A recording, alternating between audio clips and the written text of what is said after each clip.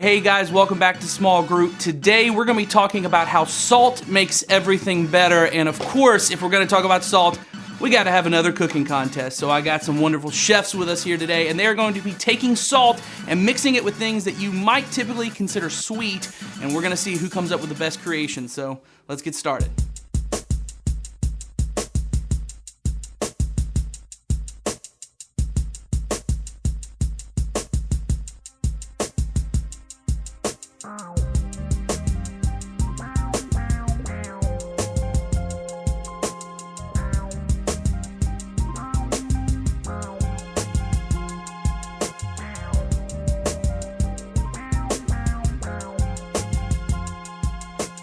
All right, so we have our wonderful creations before us, our salty and sweet combinations. So I'm gonna have our wonderful chefs here describe what they are, and we're also gonna let my nieces describe it as well. So we're gonna go ahead and have Kelly start first. So Kelly, this is your creation. What is this? Well, this may not be a traditional dessert, but it's French toast. All right. Crusted with pretzels. Okay.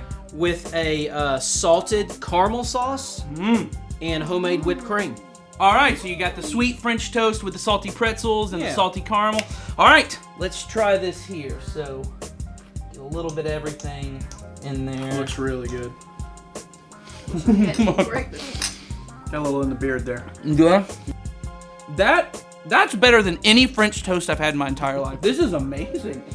And the salt definitely enhances it. The salt is definitely the top on that. So, all right, Mother, explain what yours is. As you know, I usually do things very simple. There's two ingredients. There is the salty bacon, so that we have the salt, and we have the sweet chocolate. And so it's going to be like sort of like a salty piece of candy in your mouth. Simple and sweet. All right, here we go.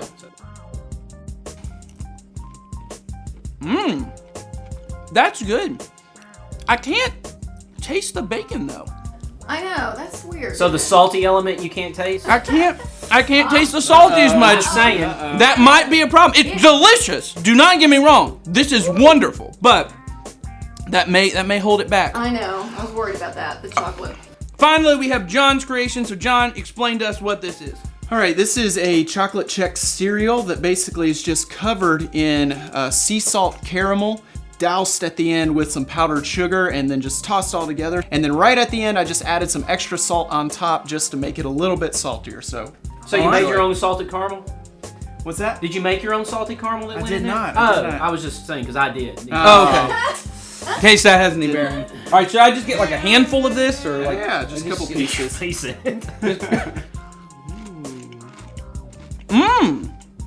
Now I can definitely taste the salt in this, and I don't know if that's just at the top here, but.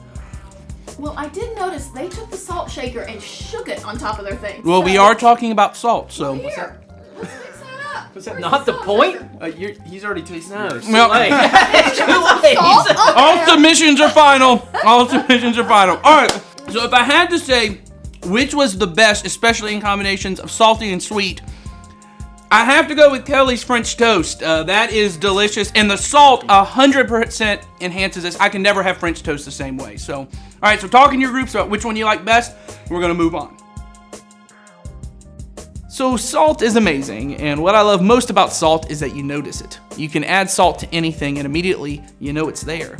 And we all know that salt makes a difference. In fact, it's why we put it on any food. Salt enhances food. It brings out the flavor of the food. Salt makes a difference. And this is why Jesus compares his followers, his church, to salt. He said about his church that we are the salt of the earth, meaning you are my tool to make a change in this world. Just like salt changes food, you should change the world around you. And today, as we continue in this series, God Story, where we're looking at the Bible as one big God story, we're getting to one of the final chapters of the Bible. It's the story of the church. It's the story of us. This is the part of the story God is still writing. We've learned so far about the story leading up to Jesus dying on the cross and rising again to save us from the punishment of our sins. But Jesus didn't just come to save the group of people who were following him at that time, and he didn't come to set up a new religion with new rules. Jesus came so that as many people as wanted to could come and believe in him, and his tool to spread his message of love and grace for all the world was going to be the church, which doesn't refer to the building you're in now or an organization or religion you belong to. The church refers to the group of people who choose to follow Jesus. The church refers to us. And Jesus called us to be the salt of the earth, the difference makers in this world. There's no plan B, it's just us. This is what the church is about. Jesus makes this clear when he says, "But if the salt loses its saltiness, how can it be made salty again? It is no longer good for anything." Salt is only good if it's salty, if it changes things. And the church only matters if the church is making a difference in this world. We weren't meant to be a place where only those who already believe in God come, but to be a place that's reaching out to those who don't know what life with God is like. We exist to make a difference in their lives, to connect them with the God who loved them enough to die for them. We are the messengers of God, the hands and feet of God, his plan A to change the world. So today in your groups, talk about what it means to make a difference for God. And let me end by saying this. There's nothing better you can give your life to than what God is doing in this world. And God is using his church to make a difference, to be the salt in this world, and to change lives for the better.